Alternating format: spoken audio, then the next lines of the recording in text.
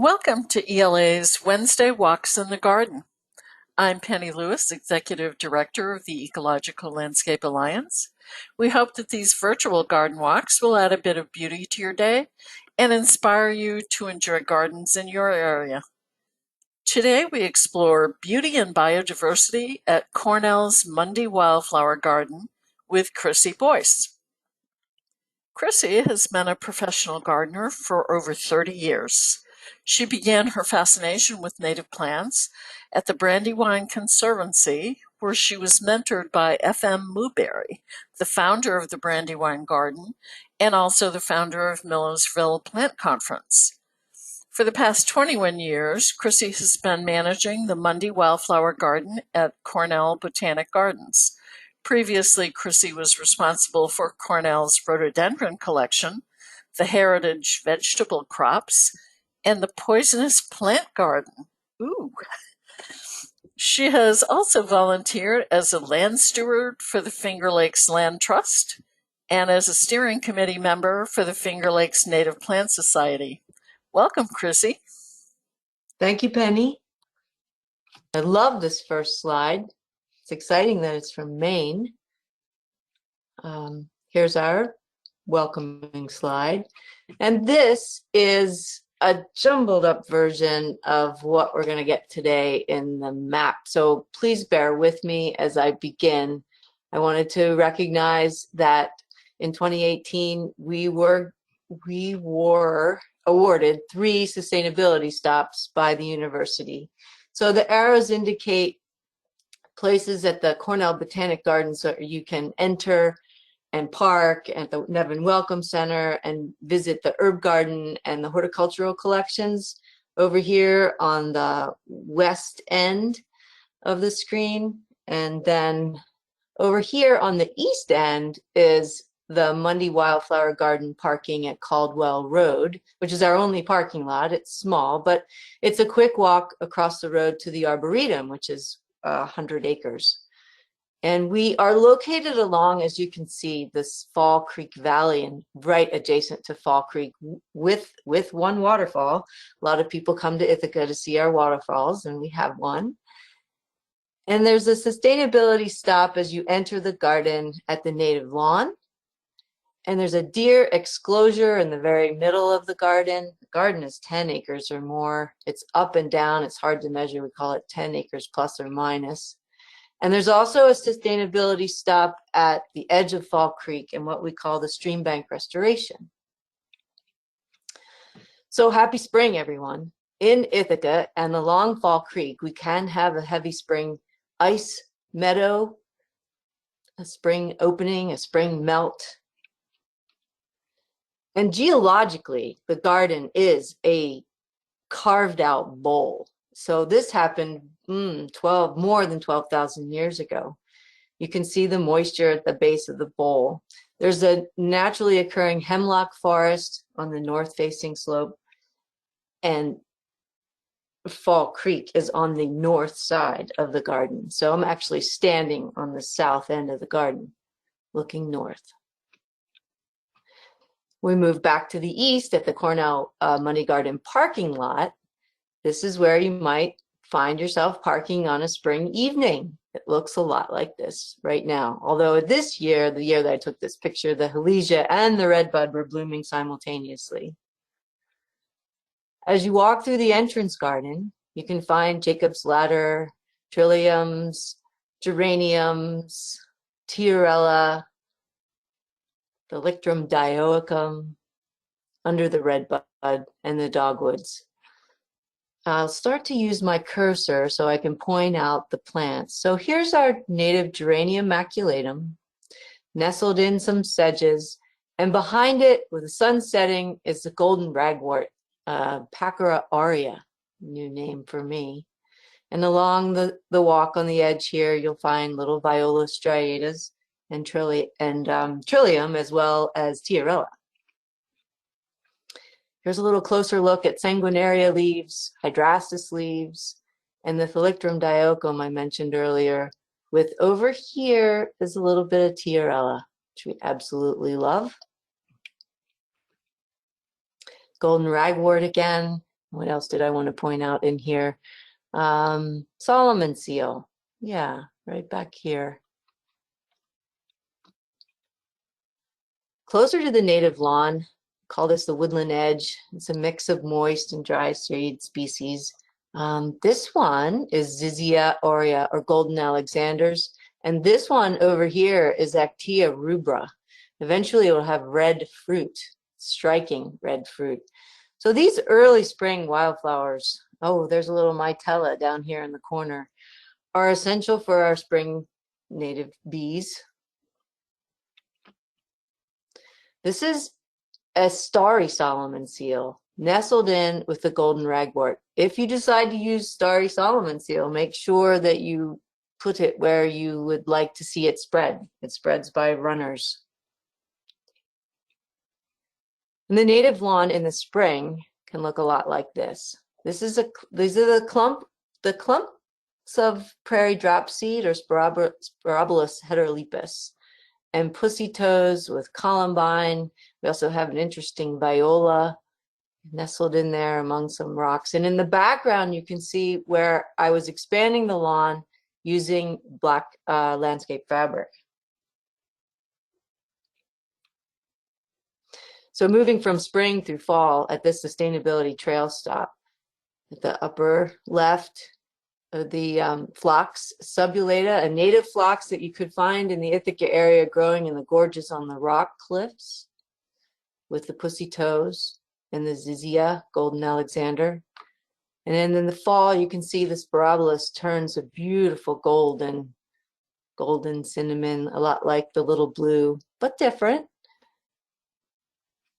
And over here, in the right, top right, is my beloved Danthonia spicata, which is the anchor grass used for this native lawn. It only grows, its leaf blades only grow about, I don't know, maybe 4 inches max. There's 2 Danthonias. The spicata is very short, compresses a little taller, and spicata likes to curl up. You'll see later in the propagation area. I have a close-up. Down here is Sporobolus and our Asteraceae Symphiatricum cordifolium. Beautiful icy blue late in the fall. All of the Asteraceae are essential for our native bees. Back to the west end. So doing this virtual tour, it makes it a little difficult for you to get a perspective, but we're now moving from the east entrance to the west entrance. I want to make sure you see both entrances, which I guess is a plus. And this is the pollinator garden, pocket garden. And it is accompanied by a new, and this resource will be in the end of the presentation. You'll be able to access this booklet. So put together with the Department of Entomology. It's a book on native specialist bees and how to garden for them. So if we look at the plants in here, we can see the Coreopsis lanceolata, Asclepias tuberosa. Penstemon hirsutus would be hard to find in this image, but it's in there. Oh, if I'll bring my cursor over here, there's a little purple Penstemon hirsutus. Digitalis is much more showy and tall. The Echinacea, no, not native to the east, but we do use them. They show up. Solidago sempervirens. Now, what kind of goldenrod is that? That's seaside goldenrod. But seaside goldenrod that normally grows on the coast has made its way, migrated on its own, all the way to the Ithaca area and can be found in our interstate, islands on the side of the highway. And it's very salt tolerant. The pycnanthemums, Virginianum tenuifolium, and oops, there's a typo, and Mudicum are all wonderful bee plants. And again, the grasses, my favorite. The Canada rye, the bottlebrush rye, Indian grass, and little blue. So right here, last spring, I took this video of a bumblebee on Mertensia. This is our Virginia bluebell. Notice the bee didn't go into the flower itself. It was actually poking a hole at the base of the tube. It's called a robber bee. It can't fit. Its tongue isn't long enough to go into that tube. So it's figured out, adapted another way. The other bees at the site I was just mentioning are ground nesting bees, the Calides group. And they come out of their holes. Their nesting holes look like that. Sorry about the image being so fuzzy, but I wanted to blow this up so you could see that there's a bee in this little hole in an old bench that I have. This is actually at my house. And if I hadn't been working with the Department of Entomology, I'm not sure I'd ever realized that this native bee was finding a place in a bit of old wood right under my nose. So back to the garden. Shadbush, Amelanchier. We don't know which species. They're awfully hard to determine. I can only work with a botanist to find out who's who, but they bloom very early in the east. They're also called they're called shadbush because they're blooming the time that the shad runs upstream to spawn. And they're also called serviceberry because historically they were blooming when people would know that the ground had thawed enough to bury their loved ones. So we're at the west entrance and we're going to walk down into that bowl that I showed you earlier. It's steep steps. Some people come and they walk to the very edge of it and they just turn around and go back to the herb garden. They're not interested in that kind of a walk down. But if you do walk down right now, it looks like this. The forest is a floodplain. It's a wonderful example of our eastern floodplain forest. It's been undisturbed for many years. Cornell professors have been bringing their classes here for 100 years or more to find the special plants of the floodplain. The one that you see that's the most abundant in this is skunk cabbage and marsh marigolds. On your way down in the spring, you may find the pileated woodpecker feeding its young. There are huge trees on the rim of the slope. Volunteer Paul Schmidt took this for us. Once you get to the base, you'll find a deer fence, a big deer exclosure and deer fence at 8 feet and large gates that are sometimes hard to open, so bear with us. With the freeze-thaw cycles, they get tricky. And this is another sustainability trail stop awarded by Cornell University. Once you are inside the deer exclosure, you can find all of these beauties. Sanguinaria are now well open.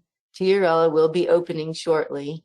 Mertensia have been open. Let's see, I'm going left to right. So the bloodroot, Tiarella, Virginia bluebells, Hepatica are already forming seeds that will ripen as green fruits. They'll look like they're perfectly unripe. If you waited for them to turn brown, you'd miss them. You just have to roll your thumb across that little cluster of seeds right there, and the seeds will fall into your hand. Marsh marigold, an important pollinator plant, loves wet feet. You can see the moisture in this image. If you try to transplant it, as I did, into the poisonous plants garden, because it is poisonous, and keep it in just a mesic type bed, it won't like it at all. It'll die. So this is the interior. You can see the deer exclosure top rail of the fence over here. Mertensia and Actea we talked about earlier. The Hepatica flowers, I wouldn't deprive you of seeing them. They're early spring for us. Their stems are covered with little hairs, as you can see here. They're adapted to the cold. They start blooming and emerging during some of the coldest weather in our spring. Uvularia grandiflorus on the right side, an important bee plant and also an important medicinal plant. Salicylic acid is found in this plant, and researchers from Cornell have been coming to use the garden to take samples. Trilliums. The garden has been a garden now since in the early 70s. So it's been tampered with. It's been a garden. The professors were not pleased with the fact that the Cornell Botanic Gardens was going to develop this area. They liked it much more when it was a little unknown and a best kept secret of theirs. So with that, we've had the introduction of many species into this area, and one of them is Trillium cuneatum. In the Northeast, you'll find this only going towards Ohio and then south into the Smokies, but not naturally occurring in the Ithaca area. Trillium grandiflorum, oh yes, plenty of that, and Trillium erectum, our red trillium. Wild ginger. This is a blown up, beautiful picture of Robert Wesley's, but this little flower is so close to the ground. They're pollinated by ants and beetles. They're often underneath the leaves and hard to see, but we do find those capsules full of seeds and collect them. Toothwort over here on the bottom right, and Dutchman's breeches, top right. The true spring ephemerals of the Northeast, two of the true spring ephemerals. These plants, as you can see all the light, and it's almost looking overexposed in this image down here. The canopy is wide open. There's not a leaf to be seen, and these plants are out there doing their thing. They're flowering, they're being pollinated, and they're setting their fruit, and we're collecting their seeds before the canopy closes, and then they disappear back into the ground. You won't see them again until the next spring. Blue cohosh, on the other hand, will stay. It's a beautiful foliage. And these are some of our new signs that help you identify how the plants are used, whether or not they're poisonous, along with the QR code for more information.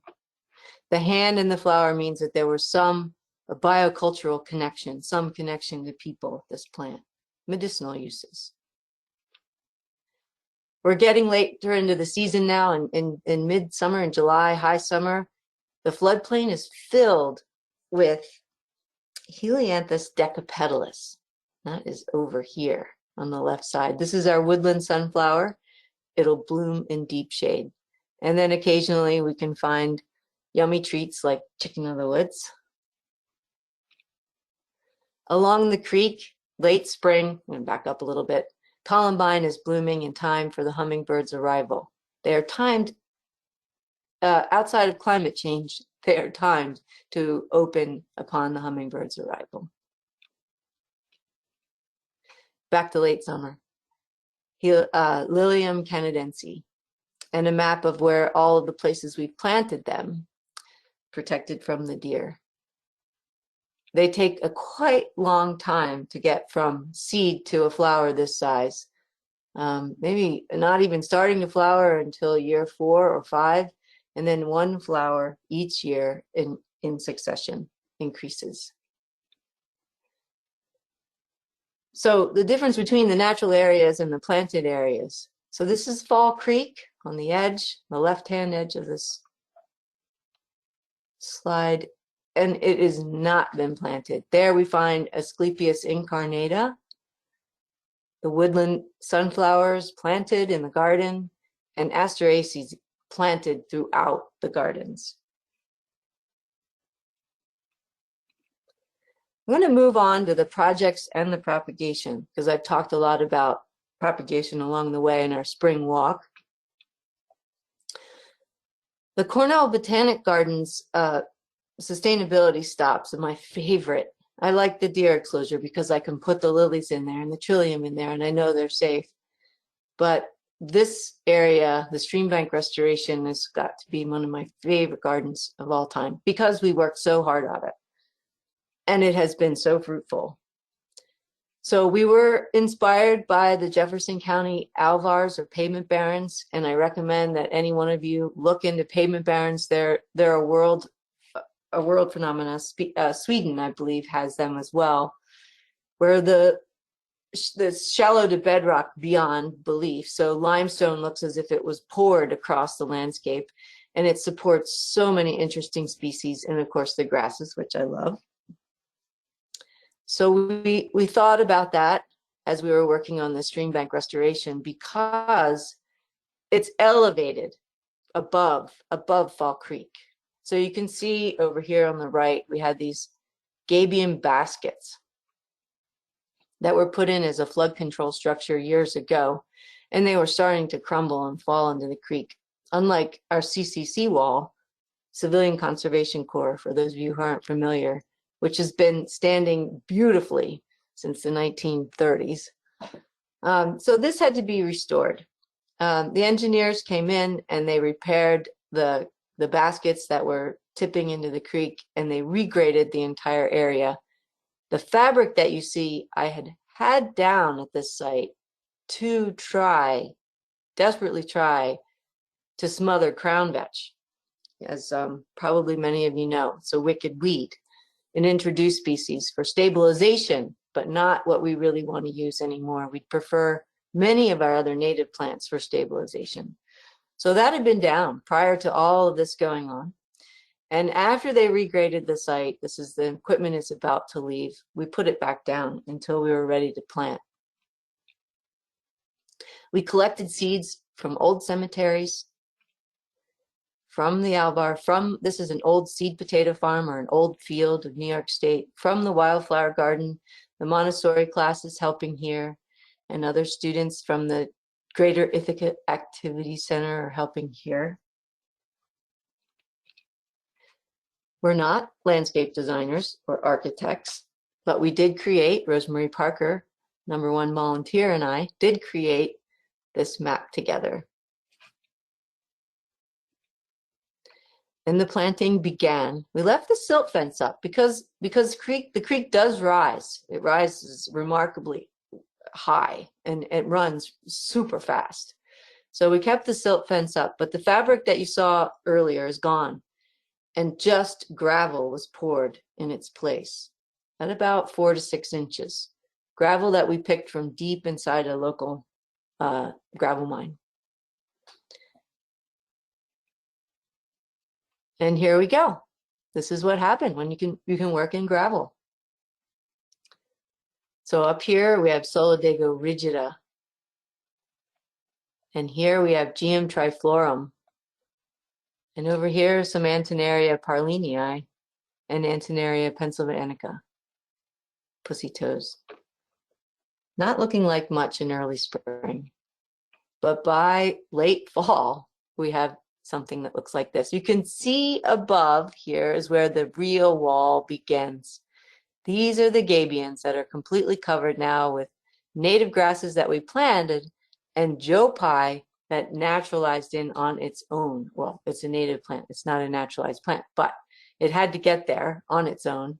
After, I have to say, long ago, the weevils were introduced to control purple loosestrife.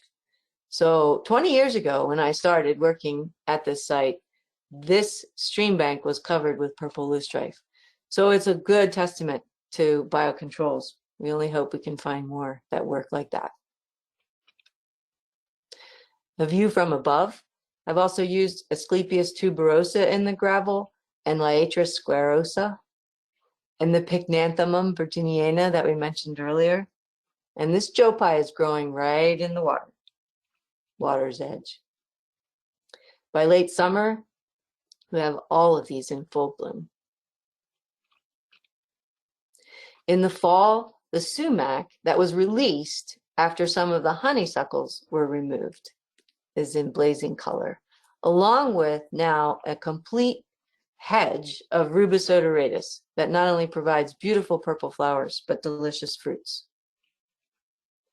Late fall, volunteers and I are out collecting seeds from the site. We propagate all of this material. Ooh, let me back up. We propagate all of these seeds. We also offer them for exchange. They are always free to the community. So the last slide in this segment is what happens when you provide a place for plants and animals. We had turtles hatching.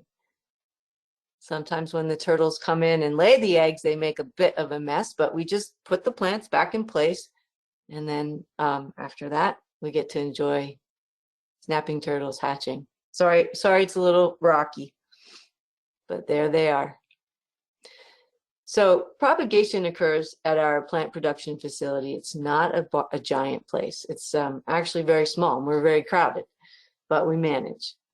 So most of the propagation that I'm doing happens within the hoop house here on the right, and a box made out of foam. All of the flats, let's see, yeah. So all of these flats are sown in February. Native plants of the temperate forests in the Northeast require cold, moist stratification. So the seeds are collected, they're cleaned of all of their chaff, and they're labeled, and then we sow. This year we sowed, and last year we sowed in the hoop house with little heaters. We sow them, and we put them in the plastic bags that we use year after year, and they go into, let me back up, and they go into a foam box. It helps to moderate the temperatures, but the foam box, either in the hoop house, and it's been situated in other places. Right now we have it sort of in a cool corner of the outside corner of the building because we needed the space in the hoop house. The flats are stacked on top of one another, and they're in there for at least 90 days. That's what we strive for. But most of these plants will germinate after 60 days of moist, cold stratification. Stratification means that they're sown in a mix. So that mix could be your potting mix, or it could be vermiculite straight, or it could be sand. However you would like to do it. You could do it in small batches in your refrigerator, and then smear or try to sprinkle this moist mix across a flat yourself. We also have the shade area, and we grow things in beds, and we also empty the beds and put pots in what we call beds, which are the frames. We've now created, I don't have an image of this, but we've now created cages within this lath area to protect things like the lilium. We'll protect anything that we know chipmunks will be after, or yeah, mostly chipmunks. I would say squirrels, but it's really, for us, it's chipmunks, and they will burrow into any pot and dig up all the things they love and eat them. So back to the spring. This is what things look like. Typically it's April 1st when we're pulling everything out of the box. And we also use cold frames. So this is all done without fossil fuel. We've insulated the lids of these cold frames. Maybe you can tell they have that silver bubble wrap on them to help moderate. Things have changed in 20 years, and mostly it's with the climate. So things don't stay as cold for as long. We have this variable temperatures throughout the winter. So things can warm up, and then the plants aren't going to really like that. So we want them to stay pretty moderated.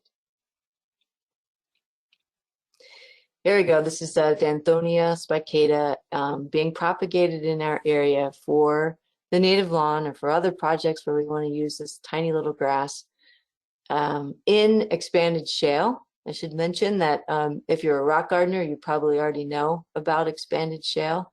It's shale that's been heated. It's an interesting process. You can look that one up. I don't have a lot to say about it other than I really enjoy working with it. It's very lightweight, which is something I appreciate quite a bit now, picking up flats after so long. I want them to be lighter, not heavier. Propagation and planting out. So these are the trillium, the mertensia, and some shrubs. There's a little Durca palustris just waiting to go out into the protected area. We have a highlight board here and a picnic table for people to gather at when we could gather. Hopefully we're going to be gathering again soon. And student involvement. So moving on to students and volunteers.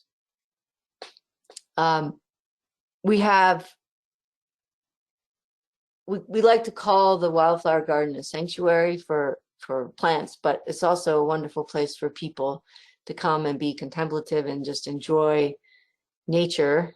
We have this idea that we want to get the students off their devices and out into nature.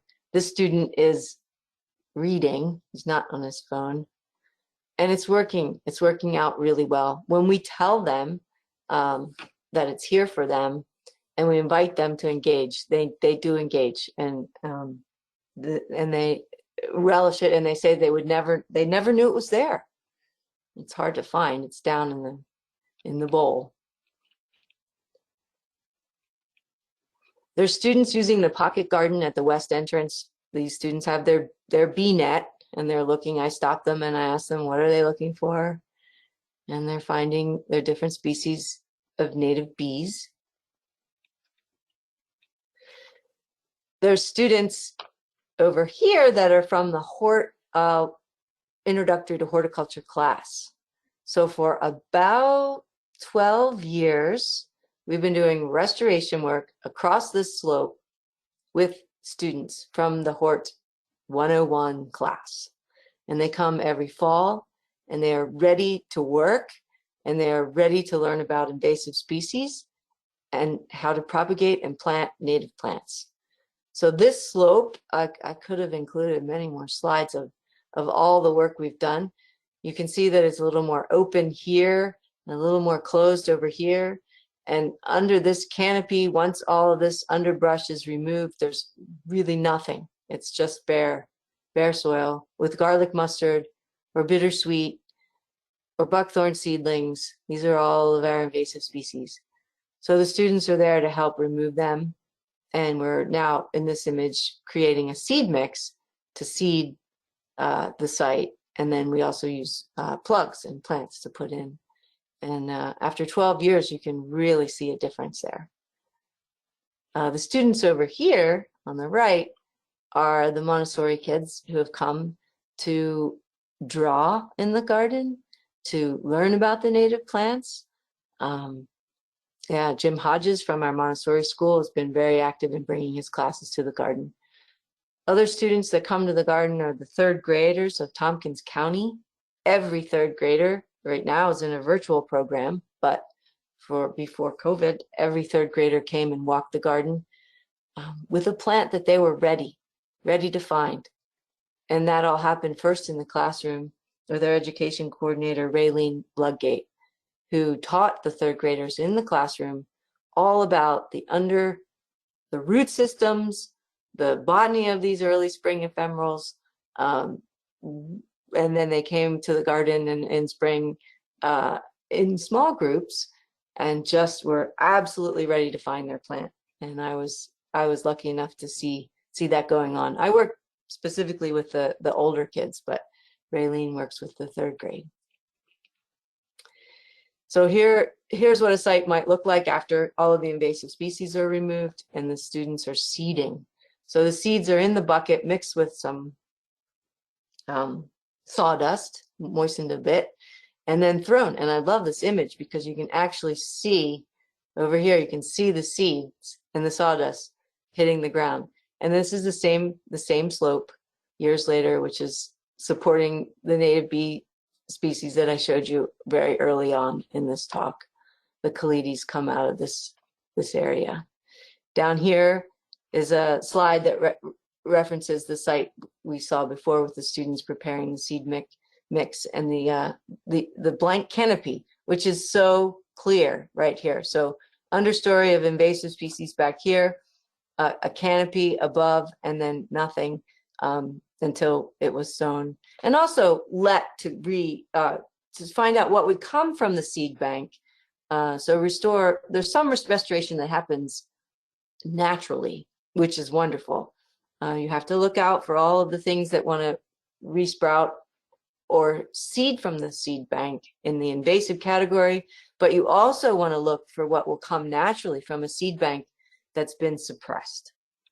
So the Monarda, a wonderful bee plant, important on the list of specialist bees, was not naturally occurring there. We did add that. It was planted in, seeded and plugged. So it didn't naturally come from the seed bank, but it obviously likes it there. What else do volunteers do?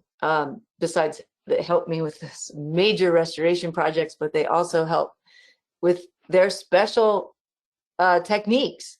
So here, Tom Zychek is helping me weed on a very steep slope. As I showed you earlier, we do have to walk down those steep steps, and how to remove invasive species from the steep steep slope like that. And a climber is the one to help you with those projects.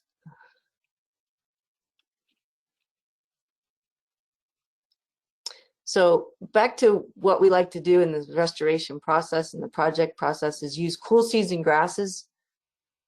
Of course, I've said they're my favorite many times already, but they truly are. I find them to be a miracle plant. So they were pointed out to me by the botanist Robert Wesley within the garden, within the what was called the Mundy Wildflower Garden floodplain forest when I arrived 20 years ago. But no one was propagating them within our organization. So I decided to do that and use them as placeholders, use them as ornamental plants, just use them all over, and introduce people to our native wild rye and bromus. So this is Bromus altissimus over here. This is a Rudbeckia. This is a Coreopsis. This is a Blophilia ciliata. We've planted gentians within the grasses, and we also have the bottlebrush rye, the Virginia rye, and the riparian rye. And I call it living mulch. So your resources for this talk, I hope this works technologically a little less able than most. I first and foremost am a gardener. But here is the booklet, and there is a link to this booklet.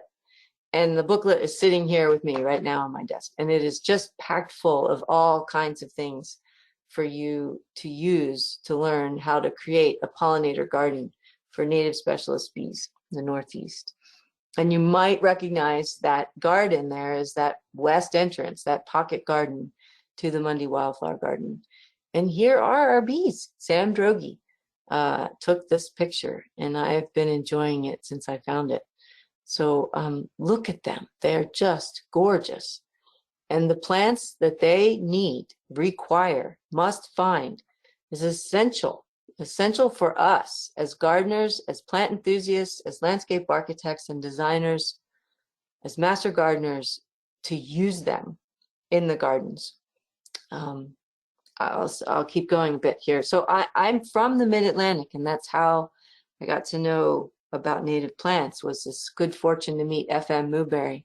And when I returned home to the Mid-Atlantic, to my former home, so I've been in New York for 30 plus years now, I find only a canopy forest, no true forest for miles and miles, really.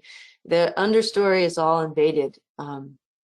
So the bees are looking for plants in the garden, and I bring plants to my mother's garden, and we stand in the city of Wilmington, Delaware, and look at bees all over the Asteraceae, all over the different asters, the Symphyotricums now, that are lining the sidewalk of in front of her house.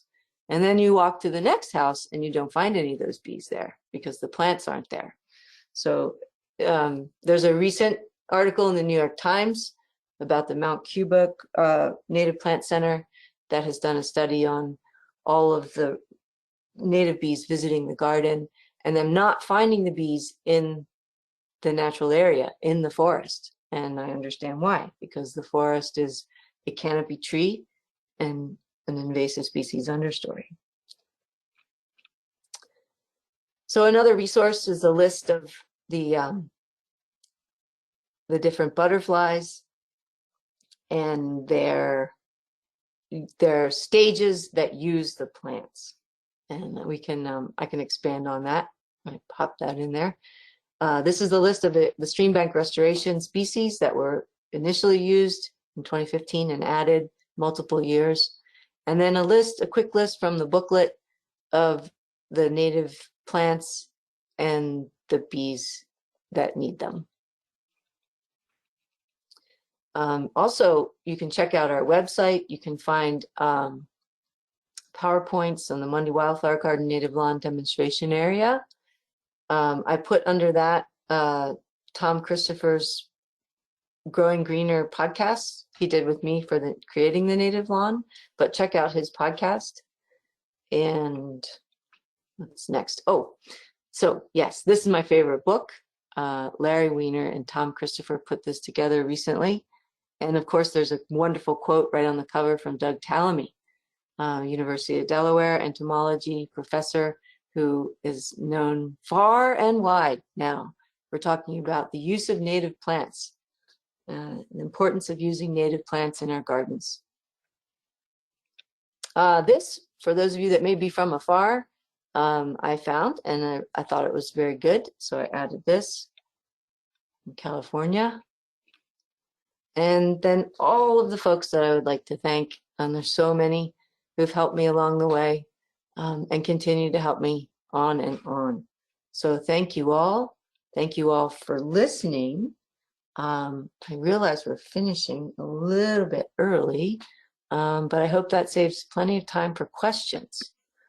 So excellent. Thank you so much, Krissy. Lots of really great information.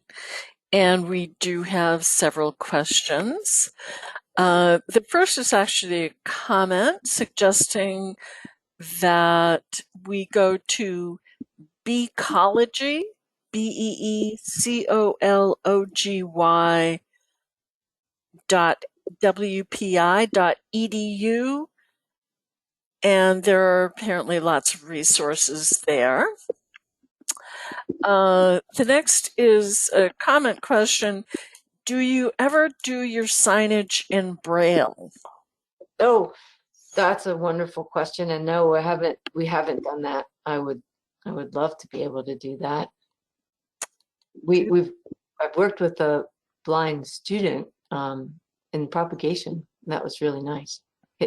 His hands were amazing, how he could work with the plants. So nice. Yes, thank you for that suggestion. Someone else asked, did you mention what zone you're in? We didn't catch that. Oh, no, and I didn't put the eco zone, the zones, eco regions and the zones. So campus is interesting in that it changes. There's many microclimates, and of course the lake. So I'm going to say we're 6. We're zone 6, but up on campus, within a microclimate, it might look and feel more like 7, but 6 and 5, not far away. So as you drive away from the lakes, so I drive back and forth to work. I'm in the high hills. I'm 5'4". Like it's really cold where I am. 1,900 feet. Good, very good. We also have a comment and a shout out from Amy Foster, not Perella, who apparently used to garden for your mom in Wilmington. Oh, how nice. Nice that we have folks joining us from all over the place. And Amy's question is, what is your source for expanded shale? Oh, I would have to get back to you on that. I realized as I was talking about it that I really needed to put that in there, and I didn't. So I have it. I just have to dig it up.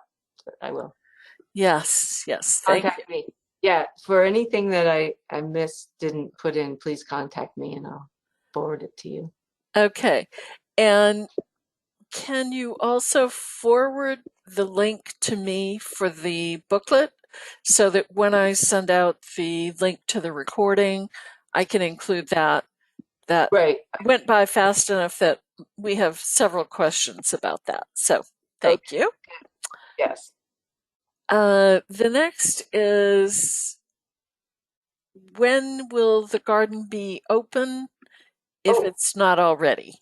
Oh, sorry. It's open, and the gardens are always open. Cornell Botanic Gardens are never closed. Well, the Arboretum is closed, but you can park outside of it and walk in. You just can't drive through it in the winter when you might slide a lot. So, but they're always open and they're always free. All right. Also many positive comments about the great presentation. Next question. How soon after pulling the garlic mustard did you do the plant seeding? Right. So we do pull garlic mustard. We have for many years, and it's paid off because we could continue to do it. There's research now, if you look at Muso research or Blasi, that say just leave it. But in the garden, no, I wouldn't ever leave it. So as long as you can manage the site by hand weeding, you can pull and plant, pull and seed, pull and plant. We do that. Okay, very good. Another couple of follow-up questions to this. What type of seed mix do you recommend, and what is your source? Well, we collect seeds and we create our own mixes, but that's in the Mundy Wildflower Garden with me. But within the organization, they use in the natural areas, we're using Ernst because they're local for us, as local as we can get. We've also used Prairie Moon. We did a prairie example demo restoration for students, so we used the Prairie Moon seed, and their seed's very good, but not local. So Ernst is recommended. And then if you are going to use Ernst, the best way to do that is to use work with them to develop a custom mix for you, and that's been recommended not just by me but by others recently. There's been some conversation around that. Very good. And one more question about after the garlic mustard pull. After you seed, do you irrigate at all? So, wonderful question. Seeding, it's best to seed, in the fall is a really great time so that the seeds can naturally stratify and naturally get their own moisture through the winter, and then germinate when they're ready. If we're seeding and it's not that's not the case, yes. So for example, the stream bank restoration was planted in 2015 with seeds and plugs. It's pure gravel. And then 2016, if anyone was in the Northeast gardening at that year, no one will forget that it was the most serious drought year ever that anyone recorded. The creek actually stopped flowing twice. So we were irrigating, with a tank on a piece of equipment. So I could bring a barrel on the gator, or I could put a bigger tank on a equipment we call it a vehicle we call the Toro, which is really like a tiny truck. Okay, very good. You mentioned the Monarda, that you had that lovely stand for the specialist bees. When you are thinking about a planting for specialist bees, would you include other plants around that for specialists, or would you do more generalist planting around that?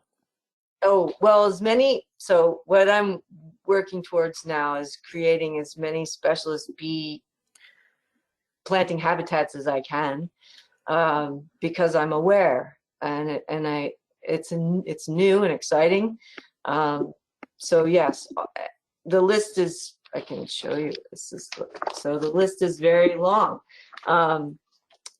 So you have many choices, which is great. And what's important, as I think Doug Tallamy's pointed out, is making sure that you leave your stems, not just through the spring into late spring and then start cutting back. You don't cut back. So when you're working for specialist bees, you make sure this is an area where you can leave your stems for multiple years, successive years, because it's in the stem that the bee is going to go and find a place to lay an egg and pack it with pollen.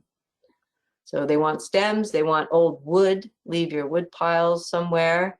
It's probably not okay to just take all the stems and put them in a pile horizontally. The bee is looking for something that's vertical.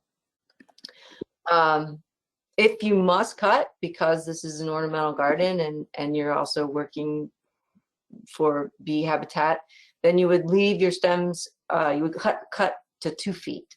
So make sure you have 2 foot of stem, and then be patient because your plants are going to cover them up as they grow. Okay, very good.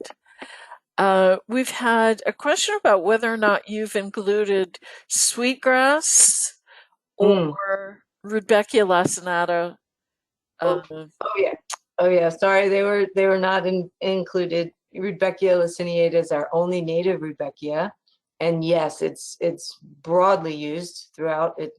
It's in the landscape, and we put it in the landscape, and we collect seeds and sell it.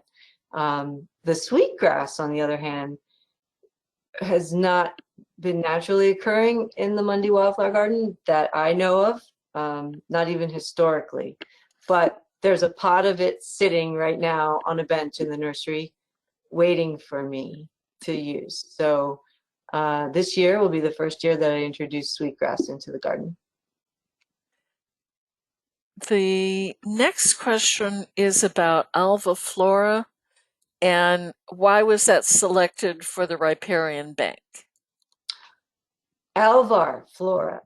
Yes, so because the alvar is limestone, shallow to bedrock, so it's seasonally moist, and then it will dry out. And so those plants are adapted to a xeric environment, and they're New York State plants. So not Cayuga Lake Basin, but they will grow on the gravel. And as a gardener, and other gardeners, we love them, and we want to demonstrate them. Okay.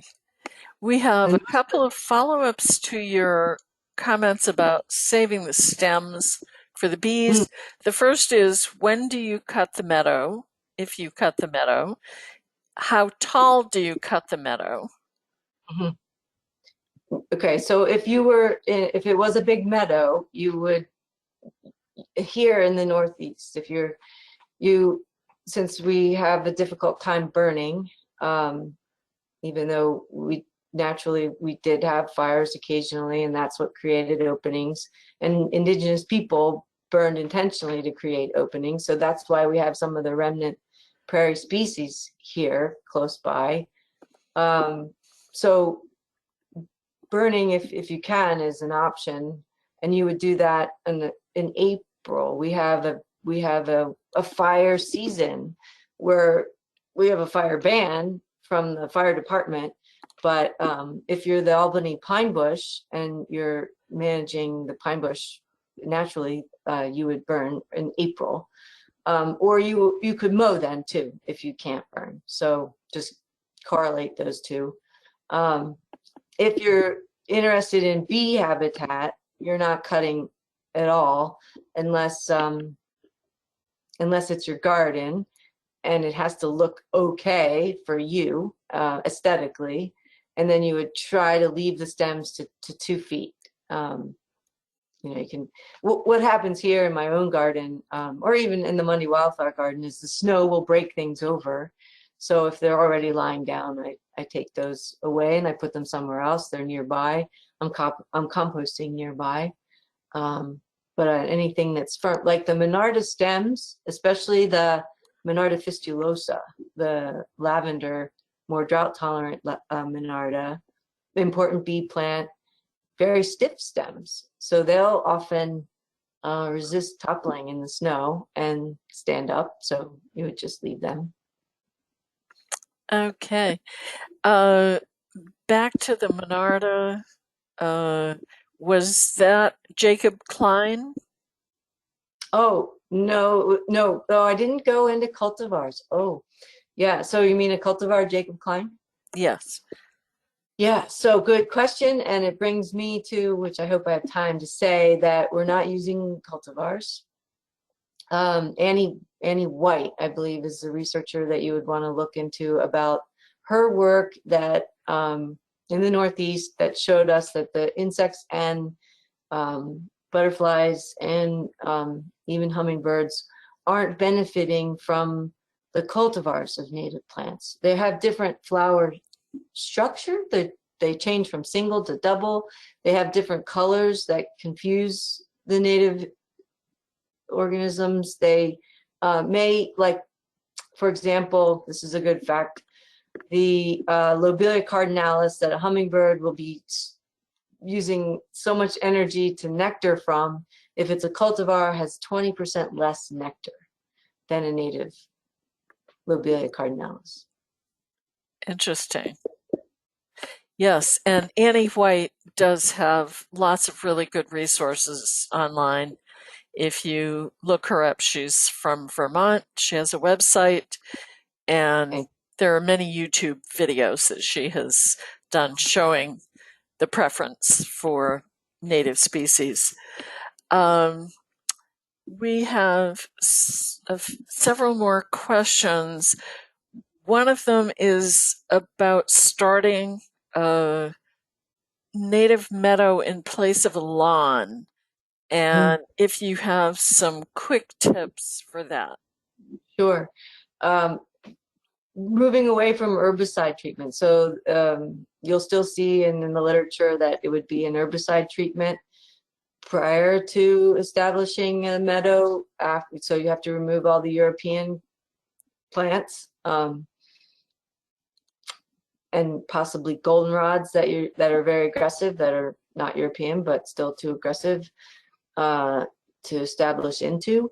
So not using herbicides, you would use tarps, fabric, something to cover for at least a year, a full year.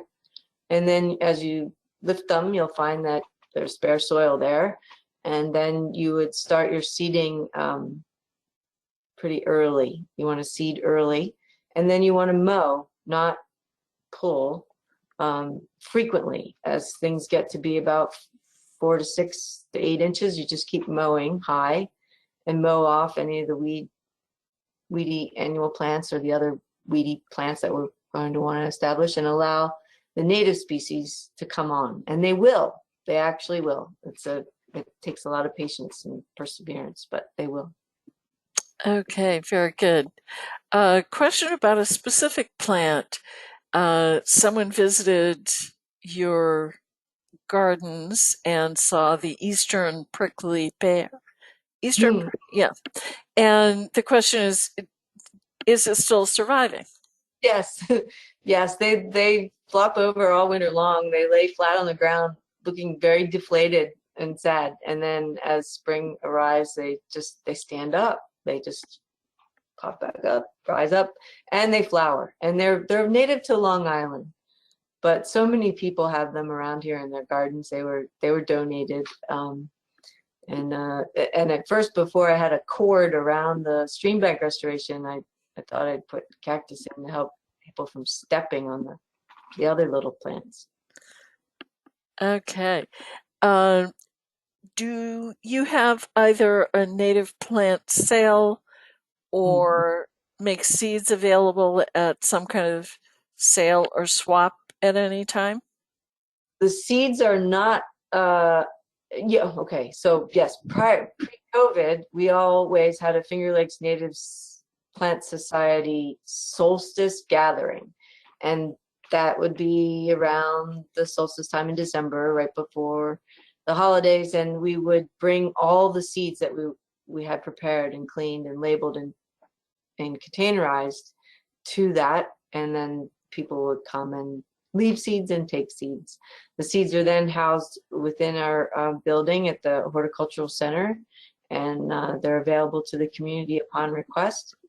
I haven't mailed out too many seed requests, but I can. We don't have a huge supply, and the more we use with the students, the less we have for giving out, but we do have them. So I would request if you'd like. The other part of the question was something. One of the questions was, do you have a plant sale? Sale, yeah. So we will be at the the Finger Lakes Native Plant Society, these plants that we propagate will go towards the Finger Lakes Native Plant Society sale that this year will be at the Ithaca Farmers Market on May 21st from 2 to 7. So in Ithaca at the Farmers Market. Other years we've been at the high school with the Master Gardeners in the Garden Fair plant sale. But Cornell Botanic Gardens does not currently have a plant sale. We're hoping to work with students to develop upcoming plant sales. And Okay. will be there. Very good. And we have time for just one last plant, and this may be an easy one if you don't have any suggestion for it. Do you have any experience removing Japanese knotweed? Several people have asked that question. Okay, that's a tough one, and it's about impossible to remove without the use of herbicide, but it's a surgical approach, or surgical application. So we have injectors that are handheld that inject herbicide into the stem. So the needle goes through the stem, but the herbicide comes out into the middle and drops into the stem, and that's been very effective. And then we've restored those sites within the natural areas that we've removed Japanese knotweed. I haven't done that myself, but that's what's being done. Interesting. Very good. Well, thank you so much, Krissy. This has been a great talk, really inspiring, and a lot of really good tips for folks who want to go ahead and get started with native plants of their own. So thank you for sharing your native plant expertise and your enthusiasm, which is really contagious. Awesome. Thank you. Glad to hear it. Okay. We'll say goodbye. Bye, everyone.